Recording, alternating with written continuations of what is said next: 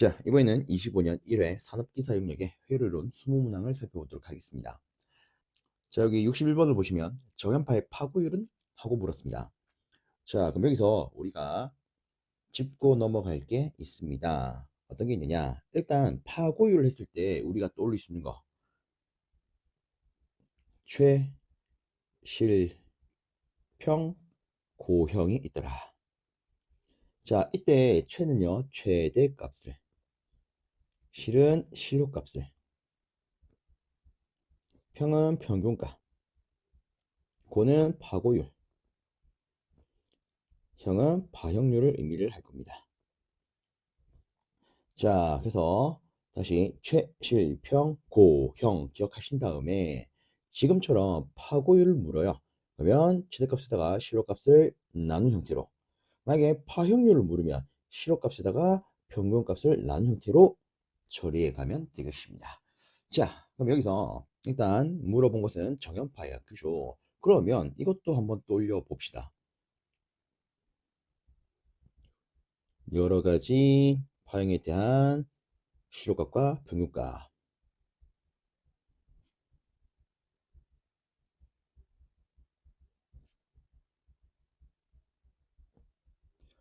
자, 일단 우리가 기준 중에 기준으로 잡을 수 있는 친구가 있다. 그죠? 그게 누구야? 정현파형. 맞나요? 그 다음에 두 번째 기준은 구형파가 있다. 그죠? 자, 일단 저는요, 편의상 전류를 기준으로 체크를 해볼게요. 그럼 이때 전류의 최대값을 IM이라 놓겠습니다. 그럼 여기서 우리가 조금만 칸을 나누어서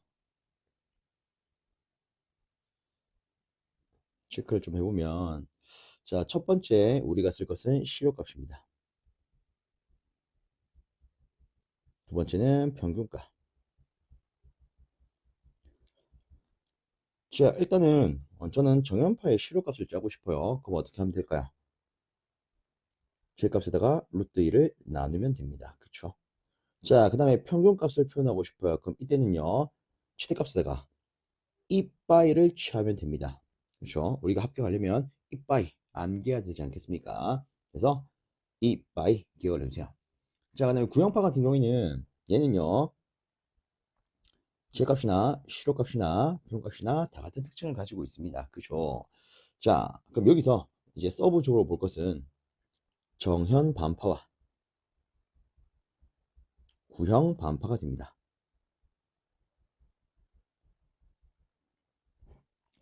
자, 얘들은 우리가 어떤 패턴만 갖고 가면 바로 그 값을 도출할 수가 있습니다. 일단은 이름 그대로 반이니까 여기다가 반을 취해주면 됩니다. 얘들도 반. 근데 다만 차이점이 있다면, 자, 우리의 기준 중의 기준인 정연파는요, 여기 껍데기를 달고 있어요. 루트를 달고 있어요. 그죠? 그래서 이놈에 있어서 반파로 만들 때는 그냥 반이 아니라 똑같이 루트 반을 해주자. 이렇게 체크를 해주세요. 그래서 평균값은 이름 그대로 그냥 반, 실효값은 루트 반. 그러면 이 정연 반파는요, 2분의 1 im 이렇게 표현될 거예요. 그 다음에 평균값은 파이분의 1 im 이렇게 표현될 겁니다. 자, 이어서 구형 반파. 얘도 똑같습니다. 근데 반이기 때문에 싹 다 반을 취할 거예요. 다만 얘도 똑같이 어떻게 한다? 루트 반으로 한다. 그러면 이 구형 반파는요, 루트 2분의 1 im이 될 거고, 평균값에 있어서는 2분의 1 im 이렇게 표현할 수가 있을 겁니다. 자, 그리고 한 가지 또 실제 우리가 세 번째 기준을 체크하자면 삼각파가 있을 수 있겠다. 그죠? 뭐 다르게 우리가 톱니파 이렇게도 같이 취급할 수가 있죠. 자, 일단 이 삼각파 같은 경우에 이놈의 실효값은 우리가 어떻게 나타낼 수 있느냐? 자, 이 삼각파는요, 여기 있는 이 기준 중에 기준의 형태를 대부분 따라갑니다. 즉 루트 분의 1 im 요까지 따라가요. 그럼 이 루트 안에는 뭐만 들어가면 되느냐? 자, 우리가 지금 보고 있는 게 삼각파다. 그죠? 삼각파. 그럼 뭐 넣으면 되겠습니까? 느낌적으로, 아우, 3 넣으면 되겠네. 그죠? 끝. 자, 그 다음에 평균값은 이렇게 언급을 드려보겠습니다. 자, 요 앞에 있는 이 구형파.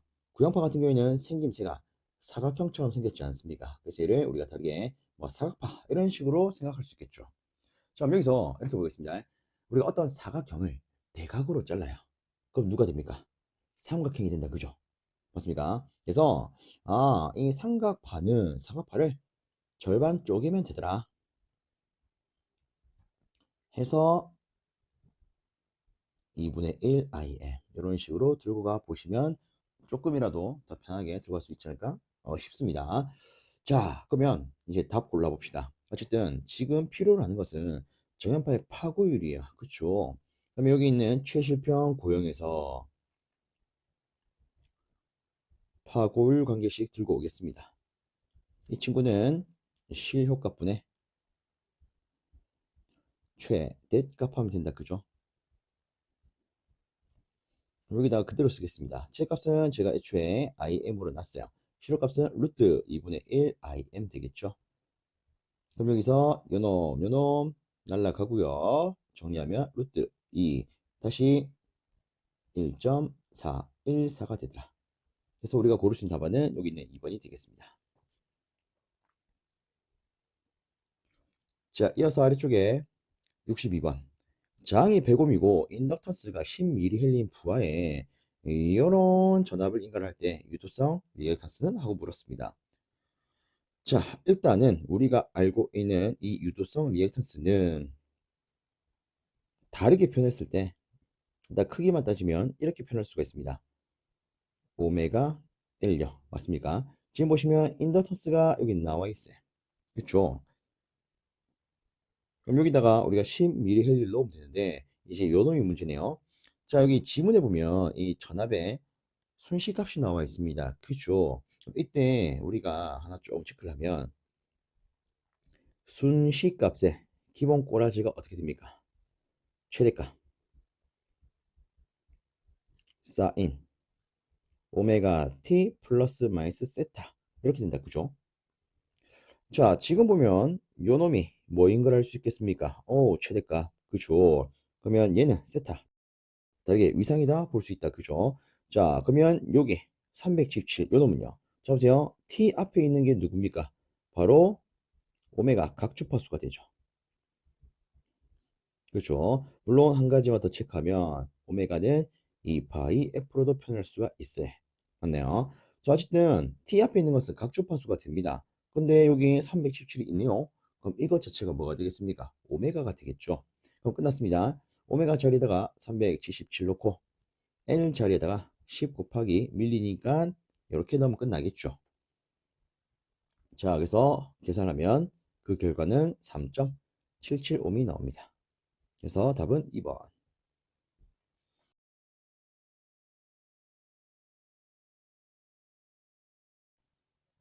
다음으로 63번.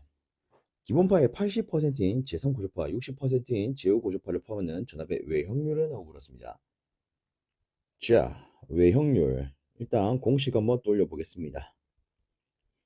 이 외형률 공식을 고르는 것도 시험에 나올 수 있다. 그죠? 자, 외형률의 공식은 기본파의 실효값분의 고주파의 실효값이 된다. 그죠? 자, 그래서 저는 요거를 이렇게 안내를 드려보겠습니다. 혹시 여러분들 소고기 좋아하십니까? 자, 우리가 일단 소고기 하면 옛날에는 이런 게 있었어요. 아이, 그래도 한우가 최고지. 그죠? 외국산 건 빠이야. 그죠? 아이, 한우지. 외국산 건 빠이야. 이렇게 했었는데 요즘엔 어때요? 외국산 거 품질이 굉장히 좋아요. 그죠? 그래서 저기 뭐 호주산이든 미국산이든 품질도 좋고 맛도 괜찮다. 그죠? 맛도 좋다. 그죠? 그래서 저는 이렇게 말하겠습니다. 요즘에는 외국산 고기도 어떻다? 실하더라. 그죠? 그냥 생으로 암기하는 것보다는 조금은 도움이 될 수 있겠죠. 여하튼 외국산 고기가 실하다. 자, 그러면 이제 여기에 대해서 계산을 해봅시다. 근데 여기서 문제는 뭐 기본파가 얼마인지 안 나와 있어요. 근데 단순히 뭐 요놈의 80%의 제3고주파, 60%의 제5고주파 이렇게 줬습니다. 그럼 편의상 기본파를 1로 잡읍시다. 1로 잡으면 분모에 1 쓰고 분자에는 제3고조표에 대한 거 0.8 넣으면 되겠죠. 그 다음에 제5고조표에 대한 거 0.6을 넣으면 되겠네요. 어쨌든 지금 제3고조표와 제5고조표는 다른 성분이기 때문에 합성하기 위해서 제가 막바로 이렇게 벡터합의 형태를 취했습니다. 자, 그럼 어쨌든 요거를 계산한다라고 치면은 뭐 분자는 1이 될 거니까 전체적으로 1이 나오겠네요. 답은 3번 되겠죠.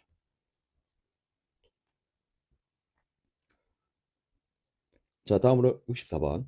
어떤 회로에 요렇게 전류가 흐르는 경우에 시료값은? 하고 물었습니다. 지금 보시면 요거 딱 봤을 때는 직류분이 될 거고요. 얘는 기본파가 될 거고요. 이 친구는 제3고조파가 될 겁니다. 아, 비정연파 전류가 주어졌구나. 그럼 이때 이 시료값은 이렇게 구할 수 있겠죠. 루트 해놓고요. 일단 기본파에 있어서 시료값 10 요거 그대로 쓰면 된다. 그죠? 그 다음에 제3고조파에 있어서의 시료값 5네요. 자, 그 다음에 직류분은요. 자, 직류분 같은 경우에는 이것 자체가 바로 시료값이 되죠. 그래서 얘는 그대로 넣어줍니다.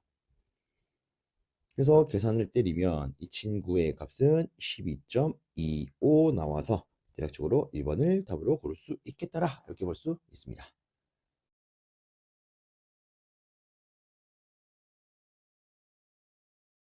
다음으로 65번. 전압이 요렇게롱 전류가 요렇게롱 주어졌을 때 이에 대한 평균 전력은? 하고 물었습니다. 자, 일단 한 가지 체크를 하면 지금 봤을 때 이 전압과 전류는요 각기 다른 성분이 섞여 있습니다. 즉 외형파 진압과 외형파 전류가 주어졌어요. 그죠? 그럼 이에 따라서 계산할 수 있는 평균 전력 얘는 어떻게 됩니까? 실상 동일 성분끼리 계산할 수 있다. 그죠? 쉽게 말하면 기본파는 기본파끼리, 제3고주파는 제3고주파끼리, 직류분은 직류분끼리. 그죠? 자, 그러면 일단 성분 체크를 먼저 하도록 하겠습니다. 일단 전압의 함수를 보니까 사인 오메가 t의 기본파 이렇게 볼 수 있겠죠. 자, 그 다음에 뒤에는 3 오메가 t입니다. 어허, 제3고주파. 그럼 전류는요? 전류를 보니까 바로 제3고주파가 나왔어요. 그 다음에는 여기 보니까 제5고주파가 주어졌네요. 그러면 끝났네요. 우리가 방금 뭐 했습니까? 유효 전력은, 평균 전력은 동일 성분끼리만 계산한다고요. 지금 보면 전압에 제3고주파가 있고 전류에도 제3고주파가 있죠. 그럼 이것들끼리만 계산하면 되는 거 아니겠습니까? 그죠? 자, 그럼 다시 이 평균 전력에 대해서 우리가 떠올려 보면 얘는 전압, 전류의 시료값, 그쵸? 각각의 시료값에다가 역류를 취함으로써 계산할 수 있다. 그죠? 자, 그럼 들어가겠습니다. 일단 전압의 시료값 50, 그쵸? 그 다음에 전류의 시료값은 40이다. 그죠? 자, 그 다음에 코사인 해놓고 안에 위상차를 넣으면 되는데 지금 보시면 전압은요 6분의 8 라디안이에요. 우리가 60분법으로 바꾸면 30도 되겠다. 그죠? 저기 있는 전류는요 마이너스 6분의 8입니다. 그럼 얘는 마이너스 30도가 되겠네요. 그럼 둘의 위상차는 60도 되겠다. 그죠? 자, 그래서 요거를 계산기에 두드리면 계산기에서는 1000W라는 값을 뱉어냅니다.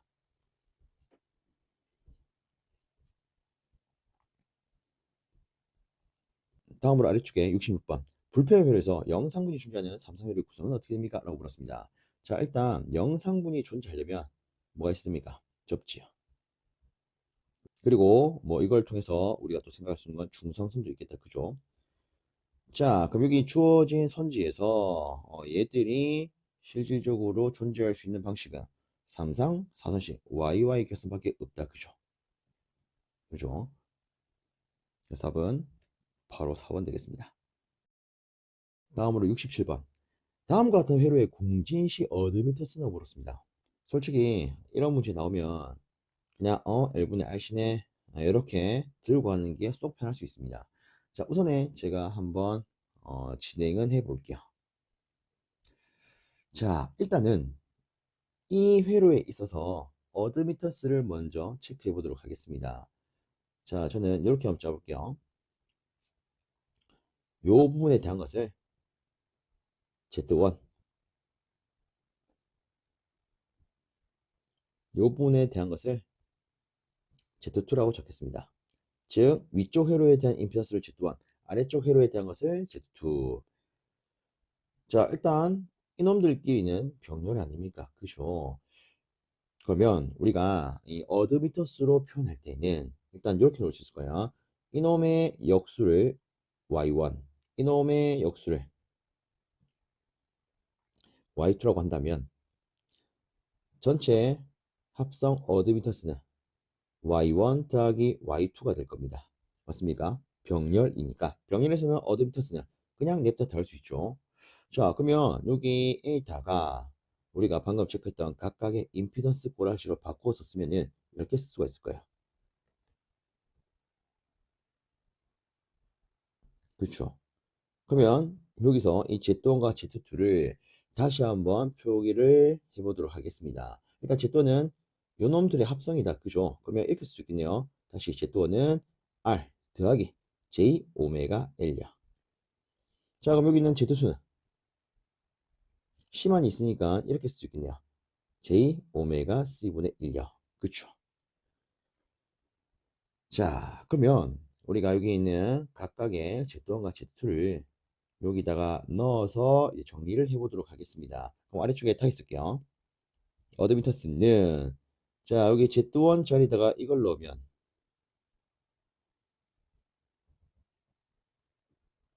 R 플러스 J 오메가 L분의 1. 자, 그 다음에 뒤에 Z2 자리에 J 오메가 C분의 1을 넣으면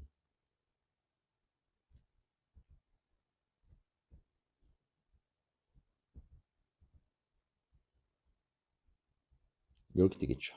그럼 다시 한번 정리를 하면 이놈 자체는 그냥 J 오메가 C로 표기가 될 겁니다. 자, 그리고 우리가 일단 공진이 된다는 걸 생각을 하면 공진 시에는 허수부가 어떻게 되죠? 0이 되죠. 그죠? 그러면 여기 있는 어드미터스 함수에서 실수부와 허수부를 따로따로 쪼개줄 필요가 있습니다. 그죠? 근데 요놈 같은 경우에는 분모의 허수가 있기 때문에 어느 부분이 제대로 실수인지 어느 부분이 제대로 허수인지 판별이 어려워요. 그럼 얘는 어떻게 해줄 필요가 있습니까? 분모의 유리화를 해줄 필요가 있다. 그죠? 제가 순서만 좀 바꾸겠습니다. 이번에는 제일 먼저 여기 처리한 J 오메가 C를 쓸게요. 자, 그리고 나서 앞에 있던 놈을 뒤에다가 이렇게 한번 적어 보겠습니다. R 플러스 J 오메가 L분의 1. 자, 실제 우리가 이런 허수 성분이 있는 것을 분모의 유리화를 행할 때는 허수부의 부호를 반대로 해가지고 위아래 곱함으로써 행할 수가 있습니다. 이런 식으로. 그렇죠? 자, 그래서 요거를 한번 정리를 하면 이렇게 될 거예요. 그럼 여기서 요 부분을 보면 요렇게 묶으면 실수, 요렇게 묶으면 허수가 될 거예요. 그래서 요거를 아래쪽에다가 실수와 허수부를 나누어서 순차적으로 적어 보도록 하겠습니다. 자, 일단 실수부부터 적으면 이렇게 되겠죠. 자, 그 다음에 허수부 적는데 이 허수부를 일단 J 오메가로 묶어내면서 정리하겠습니다. 이 부분은 C만 남을 거예요. 그 다음에 나머지 이 부분이 목격하니까 마이너스 R 제곱 더하기 오메가 L 제곱분의 L 이렇게 표현될 겁니다. 자, 지금 우리는 이 어드미턴스에 대해서 함수를 꾸려봤어요. 근데 여기서 중요한 건 다시 위로 갑니다. 공진시에요. 허수가 어때야 된다? 0이 돼야 한다. 그럼 얘가 공진이 되려면 이 부분이 0이 돼야 하기 때문에 우리는 이렇게 표현할 수 있겠네요. C는 얘랑 같아야 된다. 맞습니까? 그러면 여기서 또 하나 확인할 수 있는 게 있습니다. 자, 제가 L을 조금 넘겨 볼게요. 그럼 우리는 이렇게 쓸 수 있을 거예요. R제곱 더하기 오메가 L 제곱분의 1은 뭐랑 같다? L분의 C랑 같다. 그죠? 자, 이제 요 놈을 활용을 해가지고 공진시 어드미터스 관계식을 조금 축약해 보도록 하겠습니다. 자, 어쨌든 공진이 일어난다면 이 부분은 0이 되는 거 아니겠습니까? 그쵸? 그러면 공진시 어드미턴스는 우리가 이 부분만 신경 쓰면 될 거야. 근데 여기 분모를 보니까 r제곱 더하기 오메가 r 제곱이 있다. 그죠? 우리가 방금 뭐 했습니까? 요 놈을 했어요. 그러면 이 놈을 이렇게 바꿀 수 있겠네요. 자, 그래서 다시 한번 쓰면 공진시 어드미턴스는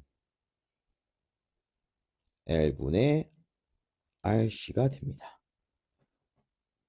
자, 그래서 지금 제가 이렇게 한번 이끌어내 봤는데 조금 그렇다 그죠? 그래서 솔직히 요 문제 같은 경우에는 아싸리 이 L분의 RC를 그냥 바로 들고 가는 게 쏙 편할 수 있습니다. 그래서 참고로 봐주시고 넘어갑니다. 다음으로 68번. 4단자 정수 A, B, C, D의 관계로 옳은 것은 물었어요. 오, 이런 거 나오면 맛있게 먹을 수 있어야 된다. 그죠? 자, 관계성을 바로 적으면 A, D, B, C는 1이더라. 그죠? 자, 그 다음에 뭐 한 가지만 더 체크를 하겠습니다. 만약에 시험 문제 대칭 조건을 물어요. 그러면 어떤 관계가 만족돼야 합니까? A와 D는 같더라. 그쵸? 이것도 한번 생각해 주십시오. 자, 다음으로 69번. 그림과 같은 고역 여파기에서 공칭 임피던스 및 차단 주파수는 얼마요? 라고 물었습니다. 어? 어? 뭡니까 이거? 뭔가 요상한 것이 나왔습니다. 그죠? 일단 뭐 요거 같은 경우에는 저는 이렇게 생각합니다. 뭐 참고적으로 이렇게 나왔긴 했구나. 이렇게만 봐도 되지 않을까. 자, 일단은 뭐 간단히 언급을 조금 드려보면 자, 여기 있는 엽하기는 우리가 다르게 뭐 필터 이렇게 표현할 수가 있습니다. 그리고 지금 지문에 보시면 요 그림에 L과 C가 주어져 있습니다. 그죠? 이처럼 L과 C를 가지고 만들어 놓은 이런 엽하기를 정K형 엽하기라고 부를 수가 있습니다. 자, 그러면 여기서 얘는 또 어떤 특징을 갖느냐? 예를 들어 여기 보시면 L과 C가 각각 있는데 뭐 한쪽에 대한 임피던스를 Z1, 하나에 대한 임피던스를 Z2라고 했을 때 이 정K형 엽하기는요, 이들의 곱이 항상 일정한 어떤 값의 제곱의 꼴을 만족하는 형태를 띠고 있습니다. 즉 이놈들의 곱이 주파수에 관계없이 항상 일정하게 나타나더라. 요거를 좀 더 쉽게 말해 보자면 우리가 이 회로 이론상에서 배우는 것 중에 이 정장회로라는 게 있습니다. 이게 뭡니까? 주파수에 관계없이 일정한 순저항으로 될 때 회로, 얘가 정장회로 아니겠습니까? 그죠? 그리고 이때 정장회로가 되기 위한 조건은 우리가 이렇게 쓰죠. Z1 곱하기 Z2는 R의 제곱이다. 맞나요? 실제 이런 관계성을 갖는 게 이 정K형 엽하기라고 보시면 됩니다. 그리고 뭐 여기 보시면 고역 엽하기라고 되어 있는데 이 엽하기는요, 실제 뭐 저역 엽하기도 있고요, 고역 엽하기도 있습니다. 저역은 뭐냐면 이 낮은 주파수 대역을 잘 통과시키는 거. 고역 엽하기는요, 높은 주파수 대역을 잘 통과시키는 것을 의미를 합니다. 자, 일단 여기서 좀 더 추가로 나가자면 요 놈을 제가 좀 가공을 하겠습니다. 여기 보면 LCG가 적어놨다. 그죠? 실제 지금 요 그림에도 L과 C가 주어져 있으니까 자, 요걸 가지고 접목을 시키면 자, Z1을 L에 대해서 표기를 하겠습니다. J 오메가 L. Z2는 C에 대해서 표기를 할게요. 자, 그럼 이 관계가 이렇게 되고요. 이거 약분되어서 이 수식을 정리하면 우리는 이런 관계로 쓸 수가 있습니다. 이게 뭡니까? 주파수 관계없이 일정한 하나의 정값 아닙니까? 자, 우리는요, 이때 이 값을요, 이렇게도 부를 수 있었습니다. 요 놈을 ZGO라 쓰고 공칭 임피던스야. 물론 우리는 뭐 다르게는 고유 임피던스, 하동 임피던스, 그 다음에 특성 임피던스 이런 말로도 쓸 수가 있습니다. 그렇죠? 자, 어쨌든 여기 있는 엽하기는 어, 이런 관계성을 갖고 있기 때문에 여기 보시면 공칭 임피던스 지금 K라 나와 있다. 그죠? 그래서 이게 곧 누가 되냐? 우리가 방금 뽑은 얘가 됩니다. 그러면 만약에 나는 그래도 앞으로를 대비해서 이 엽학이라는 걸 좀 들고 가보고 싶어. 이 문제를 들고 가보고 싶어. 라고 하신다면 딱 요 정도로 챙기시면 어떨까 싶습니다. 첫 번째. 다음 공칭 임피던스는 솔직히 우리가 이렇게 알고 있는 거 아닙니까? 그죠? 저는 그냥 이렇게 쓰도록 하겠습니다. 공칭 임피던스. Z0라고 쓸게요. 혹은 뭐 K 이렇게 표현할 수 있겠죠. 자, 얘는 루트 뭐가 된다? C분의 1이 된다. 자, 그 다음에 여기 지문을 보시면 차단 주파수라는 게 있습니다. 그죠?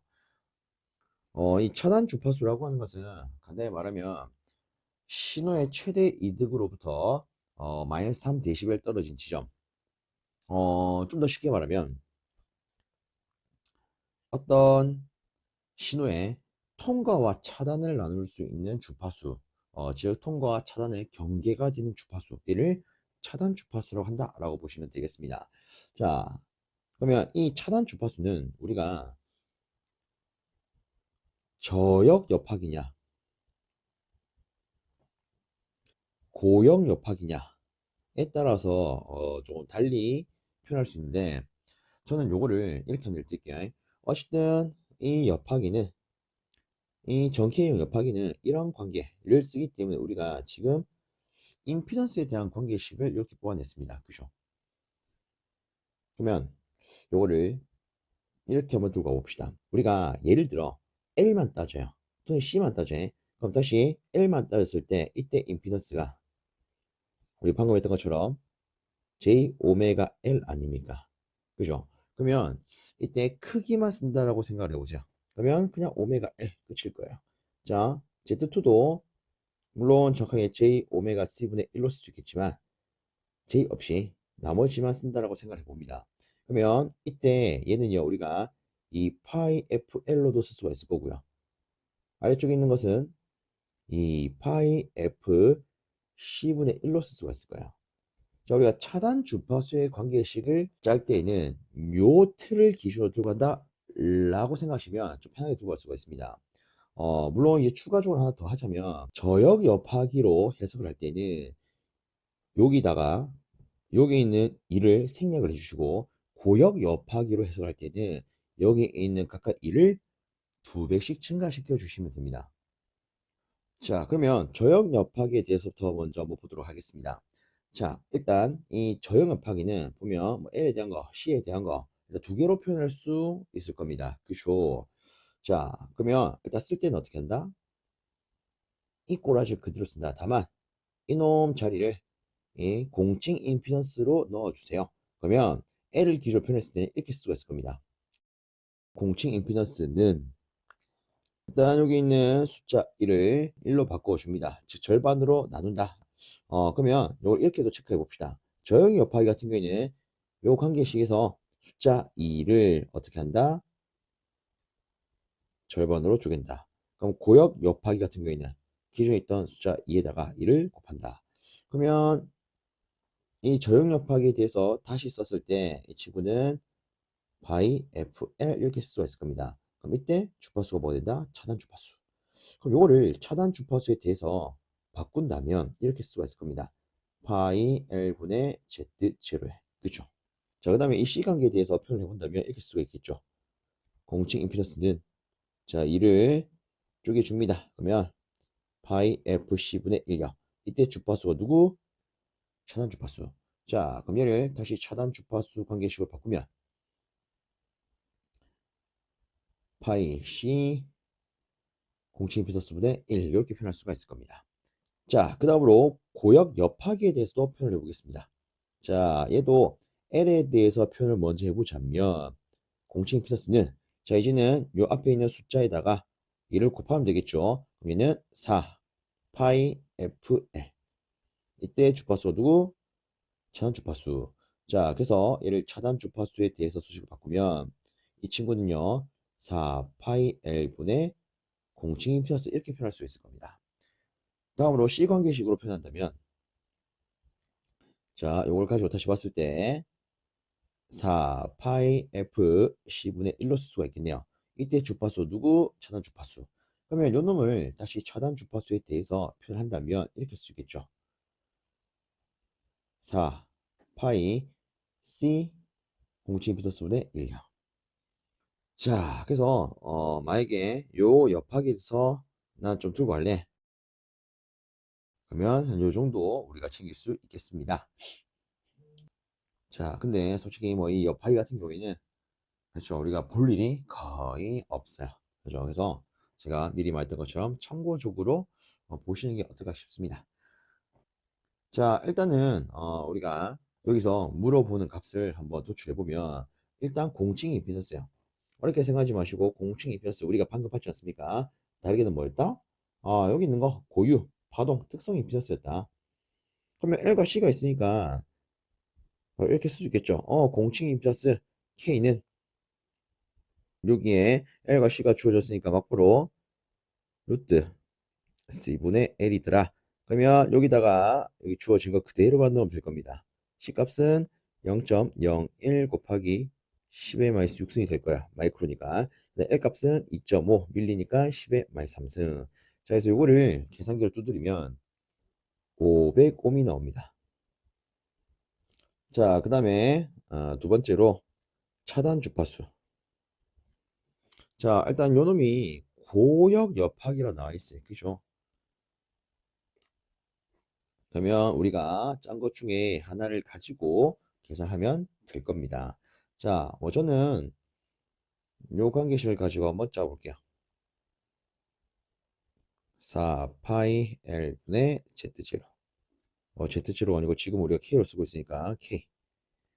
자, 그러면 그대로 넣읍시다. 500에다가 4 파이 곱하기 2.5 밀리. 그래서 계산기를 두드리시면 얘가 15,915.49Hz가 나옵니다. 그래서 다 있으면요 대략 15.9kHz로 표현할 수가 있겠죠. 자, 그래서 우리가 고를 수 있는 답안은 4번이 됩니다. 물론 여기에 C에 대한 걸 가지고 계산해도 답은 똑같이 나옵니다. 뭐 한 번만 해보자면 나는 C에 대한 수식을 가지고 써볼래요. 이렇게 되겠죠. FC는 4 파이 C K분의 1. 그럼 여기에 주어진 걸 그대로 넣으면 4파이 C가 0.01 마이크로니까 10의 마이너스 6승 되겠죠. 자, 여기다가 곱하기 공칭 비너스 500 분의 1. 요걸 계산기에 넣으면 우리가 방금 봤던 요 값이 그대로 나오는 걸 확인할 수 있습니다. 자, 일단 뭐 69번은 제가 이렇게 언급을 드려봤지만 요거 참고로 보는 게 좀 더 낫지 않나. 그죠? 다음으로 70번입니다. RL 직렬회로에서 시정수의 값이 클수록 과도현상은 어떻게 됩니까? 라고 물었습니다. 자, 일단 간단히 체크하면 이 시정수는 과도 현상, 다르게 과도 상태와 비례합니다. 즉, 시정수가 크면 클수록 과도 상태가 오래 지속이 되고 시정수가 작으면 작을수록 과도 상태가 빨리 끝나요. 그죠? 자, 끝났네요. 시정수의 값이 클수록 어떻게 되냐고 물었기 때문에 시정수 값이 크면 클수록 과도 현상이 오래 지속되더라. 그래서 답은 4번 길어진다. 이놈이 답이 되겠죠. 다음으로 71번 저항이 100옴 정전량이 10마이크로페럿에 직렬 회로에다가 100V에 50Hz 전압을 인가할 때 회로의 역률은 하고 물었습니다. 자, 일단은 여기 저항이 있기 때문에 우리가 이 역률은요 임피던스 관계를 가지고 계산할 수 있을 것 같아요. 그죠? 그리고 여기 정전 용량이 주어져 있으니까 우리는 당연스럽게 용량성 리액턴스가 있겠구나 이렇게 생각을 해볼 수가 있습니다. 자, 그러면 저는 일단 요거부터 쓰고 시작을 할게요. 자, 우리가 영역을 계산하려면 루트 R 제곱 더하기 리액턴스 제곱분의 R 하면 되겠다. 그죠? 지문에 보면 일단 저항은 나와 있습니다. 그러면 여기 있는 리액턴스, 즉 용량성 리액턴스만 계산하면 이 문제는 끝나겠네요. 자, 그러면 한번 해봅시다. 용량성 리액턴스에 대한 관계식을 적으면 이 친구는요 오메가 C분의 1이에요. 다시 쓰면 이 파이 F C분의 1입니다.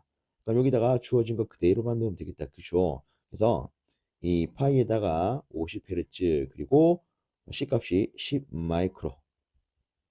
자, 요거를 계산기로 두드리면 318.31 정도가 나옵니다. 그럼 여기다가 그대로 넣으면 되겠죠. 그래서 계산기를 다시 한번 두드리면 대략적으로 0.3이 나오는 걸 확인할 수가 있습니다. 그래서 답은 여기 있는 3번 되겠더라. 다음으로 72번입니다. 15매 장에 5A의 전류가 10분간 흘렀을 때 발생한 열량은 몇 킬로워라 칼로리인가? 라고 물었어요. 자, 일단은 열량이 필요한데 단위가 킬로칼로리로 되어 있는 걸 볼 수가 있습니다. 그죠? 그러면 이에 따라서 우리가 떠올릴 수 있는 게 줄의 법칙이 하나 있습니다. 줄의 법칙. 자, 여기서 저는 이렇게 한번 적어 볼게요. H, 즉 칼로리는 0.24 PT더라. 물론 이때 P는 지금 지문에 저항과 전류가 주어졌기 때문에 I 제곱 R로 쓸 수도 있을 겁니다. 그쵸? 자, 근데 중요한 건 이거죠. 얘가 칼로리로 표현됐을 때는 이놈이 무슨 단위를 갖는다? 와트의 단위를 갖는다. 그렇죠? 이 전력이 와트의 단위를 갖는다. 근데 지금은 킬로칼로리로 묻고 있습니다. 자, 킬로칼로리가 되려면 얘는 어떤 단위가 되면 됩니까? 똑같이 킬로가 붙은 킬로와트가 되면 됩니다. 그쵸? 자, 요거 유의하면서 풀어보도록 하겠습니다. 자, 그러면 일단 요 값부터 해서 전력부터 계산을 해보도록 하겠습니다. 자, 일단 I 제곱 R에다가 주어진 거 그대로 넣으면 5의 제곱 곱하기 15이 된다. 그죠? 이렇게 계산하면 250이 나옵니다. 맞습니까? 자, 근데 중요한 건 지금 우리는 킬로칼로리에 대해서 표현할 거고 그렇기 때문에 킬로와트의 단위가 필요합니다. 그러면 요거 같은 경우에는 이렇게 표현할 수 있겠네요. 0.25 킬로와트. 자, 그거를 요따다가 그대로 넣어 보도록 하겠습니다. 0.24 곱하기 0.25. 자, 그 다음으로 시간이 필요하죠. 자, 근데 지금 보면 10분이라고 주어져 있습니다. 근데 우리가 쓰고 있는 이 스몰 t는 초에 대한 단위 아니겠습니까? 그러면 이렇게 표현하면 되겠네요. 10분에다가 1분은 60초니까 60을 곱하면 되겠네. 그래서 계산을 하면은 이 결과가 얼마가 나오냐? 36kcal로 나옵니다.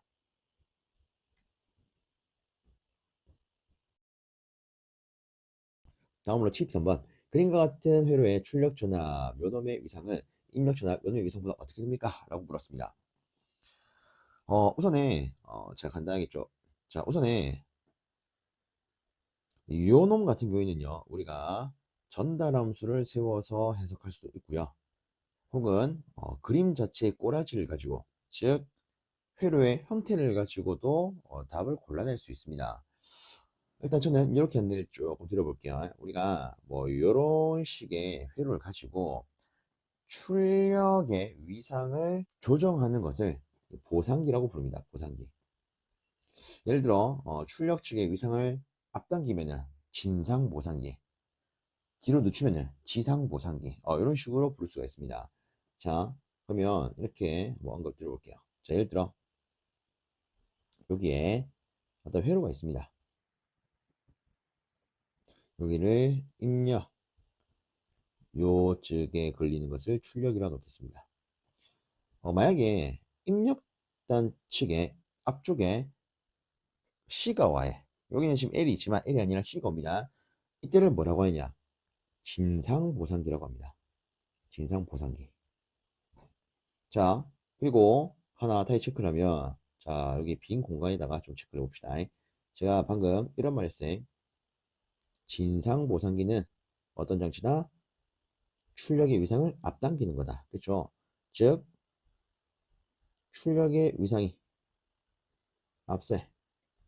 그러면 반대로 지상보상기는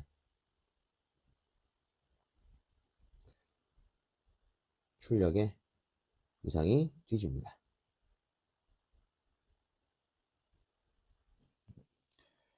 자, 그러면 만약에 이 콘덴서가 앞에 있는 게 아니라 뒤에 있다면 어떻게 할까? 뒤면은 지상보상기가 됩니다. 그럼 이제 반대 성질을 넣을 거야. 자, 우리가 익히 알기로 C의 반대가 누구야? L이죠. L이죠. 그러면 이 앞단에다가 C가 아니라 L이 들어간다면 어떻게 될까? 자, 둘이 반대죠. 그래서 얘는 지상보상기가 됩니다. 자, 그리고 앞에 있는 게 아니라 뒤에 있다면 얘는 반대로 진상보상기가 되어버려요. 그래서 우리가 요거를 안다면 봤을 때 L이 앞에 있네. 그럼 이거 지상보상기가 되니까 이 출력 전압에 대한 위상은 입력 전압보다 뒤지겠구나 이렇게 판별할 수가 있습니다. 자, 그럼 얘를 전달 함수를 가지고도 한번 살펴보도록 하겠습니다.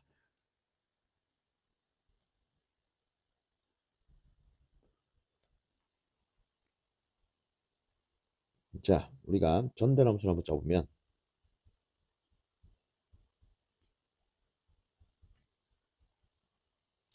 일단 입력 측의 라플라스 변화 분의 출력 측의 라플라스 변화 해놓고 막바로 짜보면 이렇게 쓸 수 있겠죠. 입력 측은 L과 R이 같이 있기 때문에 R 플러스 LS, 출력은 R만 있기 때문에 이렇게요. 자, 그럼 이 상태에서 저는 이거만 싹 끌고 와가지고 이렇게 표현할게요. 출력에 대해서 나타내면 이 친구 어떻게 됩니까? R 플러스 LS분의 R에다가 이렇게 곱해진 게 되겠죠. 자, 근데 솔직히 뭐 여기서 우리는 막바로 얘를 그냥 시간 함수로 이렇게 표현해도 관계는 없을 거야. 그러면 다만 이 S 대신에 뭐가 들어간다? J 오메가 들어간다. 그럼 얘를 타있습니다. J 오메가 L이라고요. 자, 그럼 이때 이 위상을 한번 비교를 하자면 이렇게 표현할 수 있을 거예요. 자, 우선적으로 분자 같은 경우에는 실수밖에 없습니다. 맞습니까? 그러면 분자의 위상은 일단 0도가 될 거예요. 그 다음에 분모의 위상은요. 이렇게 표현할 수 있겠죠. 아크 탄젠트. 실수분의 허수. 그리고 입력. 그러면 일단 요거를 정리하면 우리는 이렇게 쓸 수 있을 겁니다. 마이너스 아크 탄젠트 R분의 오메가 L요. 그럼 어쨌든 지금 이 관계를 보면은 출력 전압은 입력 전압보다는 이만큼 뒤진다라고 볼 수 있는 거 아니겠습니까? 그렇죠? 그래서 이렇게 보더라도 답은 똑같이 나옵니다.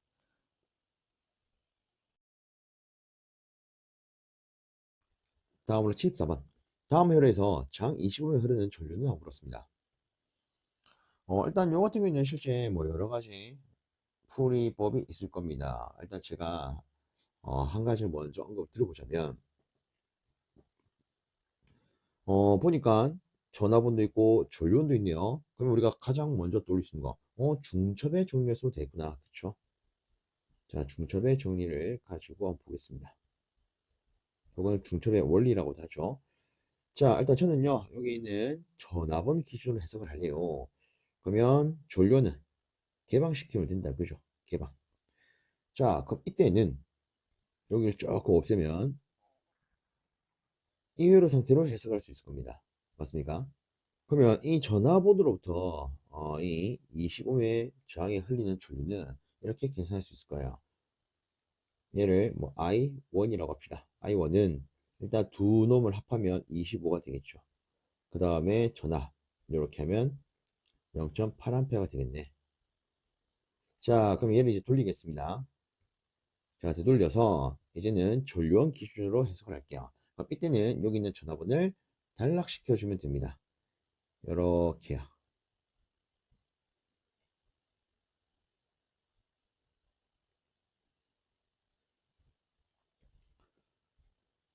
그러면 여기서 빠져나간 원페이 전류는 이제 일부는 이렇게 일부 이렇게 분배가 될 겁니다.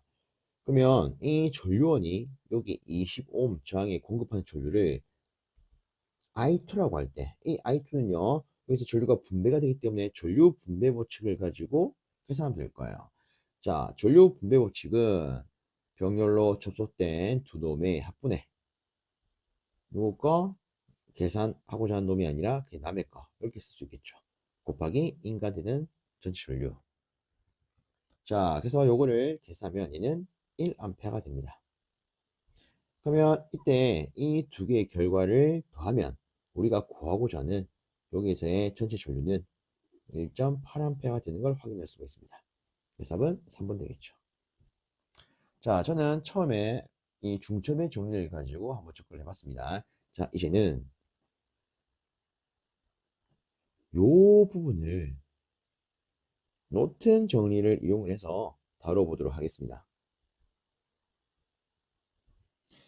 즉, 요 놈을요, 우리는 전류원으로 등가 변환시킬 겁니다. 즉, 노튼으로 등가 변환시킬 거예요. 자, 그러면 애초에 이렇게 쓸 수 있겠죠. 아, 여기에 이놈 방향을 봤을 때 이런 식으로 향하는 전류원으로 하나 표현할 수 있겠구나. 자, 그 다음으로 이 전류원에는 병렬로 내부장이 들어갑니다. 그렇죠? 그리고 나머지 부분도 간단히 그려주면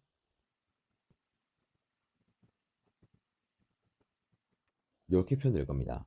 그러면 관건은 여기에 있는 것을 이렇게 어떻게 바꿉니까? 이거 아니겠습니까?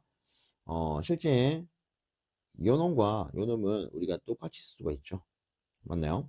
자, 그러면 요것과 요걸 토대로 우리가 여기 전류원을 만들 때는 어떻게 하면 돼요? 지금 보면 전압과 저항이 있다. 그죠? 근데 우리한테 필요한 건 I입니다. 그러면 끝났죠? I는 R분의 V 하면 되는 거 아니겠습니까? 그래서 R분의 V를 하게 되면 내가 4A 나오겠죠.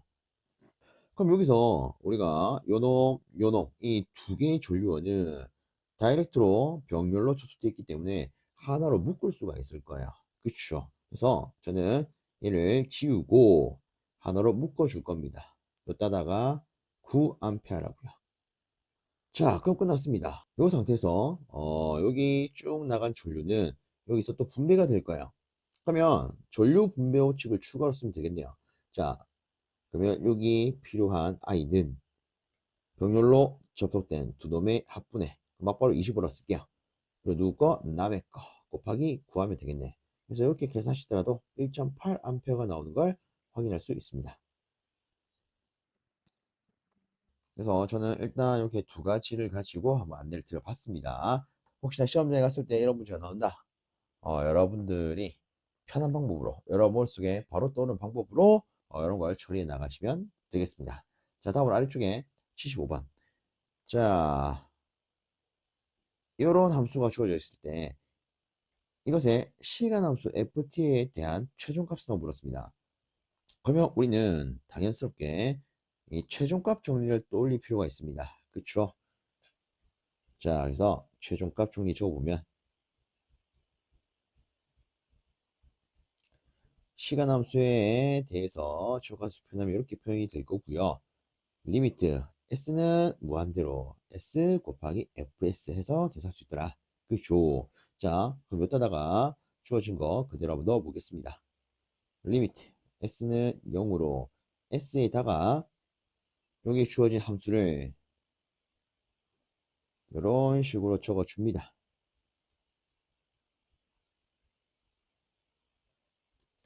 자, 이렇게 쓰고 보니까 요거는 약분될 것 같아요. 그럼 이제 더 이상 수식을 처리할 게 없다. 그죠? 그럼 이제 어떻게 하면 됩니까? S 절에다가 0을 넣으면 되겠죠. 0, 0, 0. 그러니까 6분의 2가 남네. 그래서 그 결과는 3분의 1이 되겠더라. 답은 1번이 되겠죠.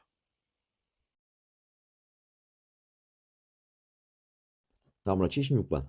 저항 5,000옴, 정전량이 20 마이크로페럿이 직렬로 접속된 회로에 일정 전압 100볼트를 가고 T0에서 스위치를 넣을 때 콘덴서의 단자 시험을 하고 물었습니다. 자, 일단은 결국 물은 건 주어진 선지를 봤을 때 여기 걸리는 단자샵의 일반회가 되겠네요. 그쵸? 다 시간 함수로 나와 있기 때문에. 자, 그러면 여기서 우리는 이런 걸 떠올릴 수 있을 겁니다. 거두현상에서 일반회는 어떻게 표현할 수 있더라? 초기가 마이스 최종가. exponential 특성근 t승 더하기 최종가. 그렇죠. 그리고 기본적으로 우리는 이런 수식을 L과 C를 기준으로 해서 해석을 할 수가 있습니다. 자, 그러면 첫 번째로 우리가 따질 것은 특성근이 됩니다. 지금 주어진 족보를 보면 R과 C로 구성이 되어 있어요. 그렇죠? RC 회로의 특성은 어떻게 표현됩니까? 마이너스 RC분의 1이 됩니다. 여기다가 주어진 거 그대로 쓰면 R이 5000이죠.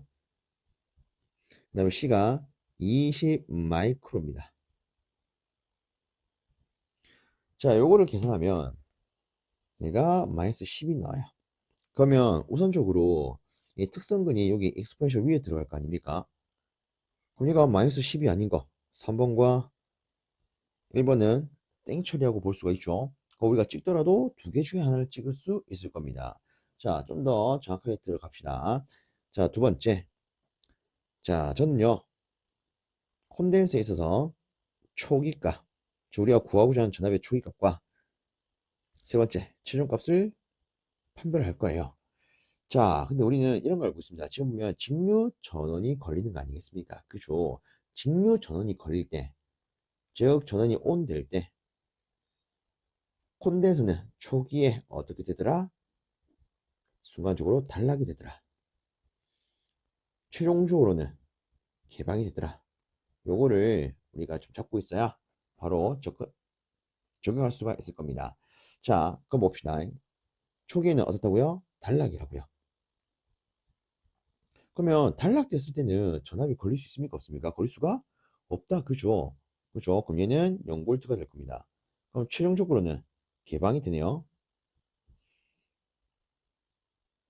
그러면 이때 이 개방단에는, 자, 얘가 지금 개방이 되었어요.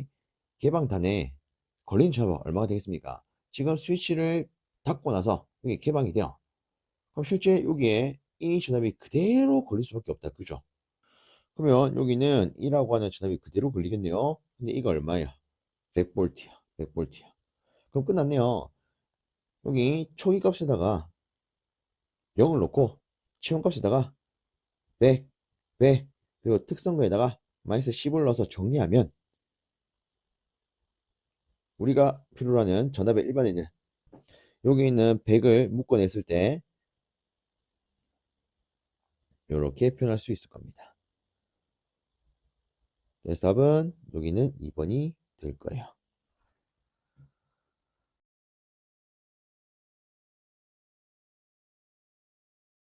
다음으로 77번. 다음 회로가 정장 회로가 되기 위한 장은 하고 물었습니다. 우리 앞에 정케형 엽하기 보면서 한번 봤다. 그죠? 자, 바로 쓰면은 정장 회로가 되기 위한 조건은 루트 C분의 L이 됩니다. 맞습니까? 여기다 그대로 넣으면 되겠죠. 루트 해놓고요. C 값에다가 0.1 곱하기 마이크로, L 값에다가 4 곱하기 10의 마이너스 3. 자, 그래서 이걸 계산하면 200옴이라는 결과가 나옵니다. 답은 2번. 다음으로 78번입니다. 다음에 두 회로가 역회로 관계 있으려면 L의 값은 몇 미리헬리여야 합니까? 자, 이런 유형의 문제가 나온다. 그러면 이때는 간단하게 이 회로의 두 개를 곱한 것과 이 회로의 두 개를 곱한 것은 같다. 이렇게 놓고 해석할 수 있다. 그죠? 자, 그래서 바로 적으면 4mH 곱하기 2 마이크로페럿 한 것은 요 기준으로 L 곱하기 2 마이크로페럿 같다. 그러면 약분하면 답은 4mH 끝이죠. 그죠? 다음으로 79번. 다음과 같은 4단자 회로방에서 4단자 정수행을 T나 물었습니다. 자, T. 아이고, 결국 A, B, C, D 4단자 정수 물은 거랑 같네요. 그죠? 자, 그러면 우리가 이 4단자 정수를 해석하기 위해서는 여기 있는 회로를 각각 찢어줄 필요가 있습니다. 자, 이렇게 찢어버리면 이 왼쪽은요, L 단독으로 구성된 직렬 회로로 해석할 수가 있고, 여기는 C 단독으로 구성된 병렬 회로로 해석할 수가 있습니다. 맞습니까? 그럼 일단은 얘들에 있어서 우리가 리액턴스 꼬라지 조금 바꿔주면 J 오메가 L 얘는 J 오메가 C분의 1이 될 겁니다. 그럼 얘를 왜 이렇게 바꿔줍니까? 간단하죠. 여기 있는 4단자 정수 A는 전압비, D는 전류비, B가 뭐? 임피던스. 그렇죠. C는 어드미터스. 그래서 실상 B와 C 때문에 얘를 이렇게 바꿔주는 거 아니겠습니까? 자, 그럼 이 상태에서 우리가 구해야 되는 4단자 정수에 대한 행렬을 조금 짜보도록 하겠습니다. 자, 왼쪽부터 순서대로 짜면 1, J, 오메가 L, 0, 1. 그 다음에 우측 거 짜면 1, 0. 얘는 어드미터스 자리이기 때문에 얘가 한번 더 뒤집어지겠죠. 그러면 J, 오메가 C, 1 이렇게 표현될 거예요. 자, 그러고 나서 A에 대한 것부터 짜겠습니다. 얘는 1행 1열 아닙니까? 위치가. 그래서 1행 1열에 대해서 앞에 거, 뒤에 거 곱해서 더해줍니다. 그러면 이렇게 되겠네요. 앞에 거 곱해서 1, 뒤에 곱해서 마이너스 오메가 제곱 LC. 자, 그 다음으로 B는 1행 2열에 있어요. 그래서 똑같이 1행 2열 계산을 하게 되면 앞에 것끼리 곱해서 0, 뒤에 것끼리 곱해서 J 오메가 L. 자, C 같은 경우는 2행 1열이기 때문에 요렇게 앞에 것끼리 뒤에 것끼리 연산해 줍니다. 요렇게. 그 다음에 last 2행 2열인 D 2행 2열 앞에 거 곱해서 0 뒤에 곱해서 1 이렇게 되겠죠. 자, 그러면 끝났습니다. 요거를 우리가 고르면 답은 여기는 3번 되겠네요. 다음으로 80번입니다. 곰과 사몸인 저항 6개를 그림과 같이 연결했을 때 A, B 사이의 합성장은 얼마요? 라고 물었습니다. 야, 또 뭔가 조금 복잡식이 구성이 되어 있네요. 그쵸? 자, 근데 저는요, 얘를 이렇게도 한번 바꿔볼게요. 우리가 뭐 지금 당장 해봤을 때는, 이거 뭔가 싶긴 한데, 실제 이 가운데를 보면 사몸이 3개가 있고 얘들이 한 점에서 만나죠. 그러면 실상 이놈은 내부에 Y 결선으로 된 거랑 같을 겁니다. 된 거랑 같습니다. 이게 Y가 잘 안 보이는데, 그죠? 자, 요거를 이렇게 한번 체크해 볼게요. 제가 요 부분을 한번 지우고 얘를 살짝 옮겨서 표현을 하겠습니다.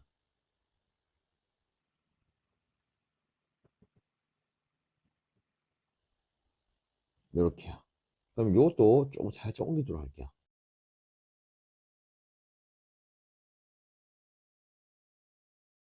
그러면 이제 딱 보이죠? 이놈이 어떻게 해서 Y결선이더라.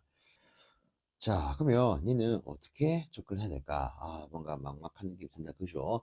자, 이렇게 막막한 느낌이 들 때에는 우리가 떠올릴 수 있는 게 있습니다. 이런 Y결선이나 뭐 델타 결선 형태가 있고 뭔가 해석이 막막하다. 그럼 이때는 Y, 델타 등가 변환을 떠올릴 수 있죠. 자, 일단 이렇게 적겠습니다. 지금 보시면 Y결선에 있어서의 각 부분의 저항이 똑같아요. 그렇죠? 그러면 얘를 RY라고 표현할게요. 그러면 델타 결선 시에 각 변의 똑같은 저항값을 우리가 R 델타를 표현할 때 얘들은 이런 관계가 있습니다. 모양 생김새 그대로 보면 델타는 짝대기 세기가 뭉쳐있는 구조다. 그죠? Y는 퍼트려진 구조입니다. 그럼 뭉친 것을 퍼트리려면 어떻게 하면 돼요? 이 세 개를 각각에 나눠주면 되죠. 찢어주면 되죠. 그래서 뭉친 것을 각각에 찢어주니까 펼쳐진 게 되더라. 자, 근데 지금은 이렇게 놓겠습니다. y를 제가 다르게 바꿔볼게요. 델타 기능을 바꿀게요. 그러면 결국 델타 C의 저항은 y 개선 C의 저항의 3배로 표현할 수가 있을 겁니다. 그러면 이렇게 표현해볼게요. 제가 빨간색으로 자, 요 놈을 델타로 이렇게 표현하겠습니다.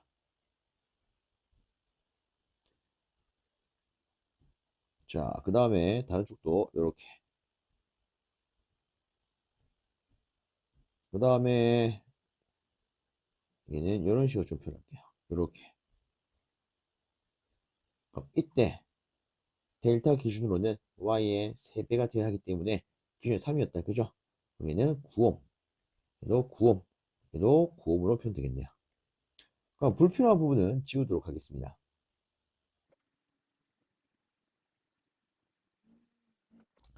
자, 이렇게 만들어 봤는데 또 보면 재미난 게 뭔가 하나 보입니다. 어떻게 보이느냐?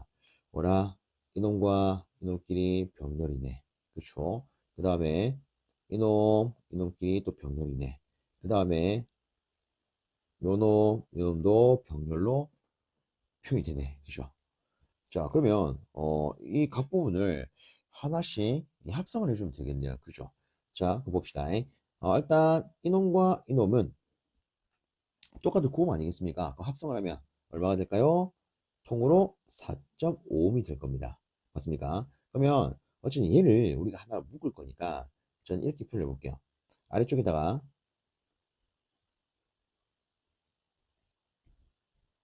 A, B 표기를 할 거고요. 자, B쪽에 지금 노란색 부분이 하나로 합성이 됐습니다. 그죠? 그럼 여기 있는 회로 그대로 표현하면 뭐 이렇게 쭉 해놓고 여기에 4.5옴이 있더라. 자, 지금 이 부분은 끝났습니다. 그러면 저 보세요. 얘가 합성된 바로 뒷부분에는 이 두 돔의 병렬 회로가 직결된다. 그죠? 그럼 얘들도 합성하면 4.5 아니겠습니까? 그러면 이 뒤에다가 똑같이 이렇게 적어볼게요. 이렇게 놓고 이놈이 누가 된다? 4.5옴이 된다. 자, 그 다음에 여기 있는 초록색 부분을 보면 자, 일단 얘들이 병렬이죠. 그죠? 그러면 얘들은 여기다가 합성된 형태로 하나로 묶어줄 수 있을 겁니다. 뭐 쉽게 말하면 이런 거 아니겠습니까? 이 부분을 조금 떼서 온다면 얘가 이렇게 접속된 거로 똑같이 표현할 수 있을 겁니다. 그러면 한 단계 더 나아가면 얘를 조금 당겨서 이렇게 접속된 걸로 바꾸어서 표현할 수 있지 않겠습니까? 그러면 여기를 기준으로 우리가 한번 묶어보면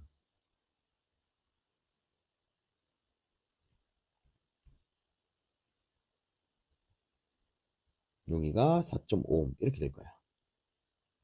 이해되셨나요? 그래서 처음에 주어진 뭔가 이 복잡스러운 회로가 이렇게 단순화되었습니다. 자, 그러면 또 계산합시다. 아직 멀었죠? 요 사이 합성장을 계산을 해야 되는데 일단 또 요 부분 보니까 얘들은 또 직렬이에요. 그러면 구하면 되겠다. 그죠?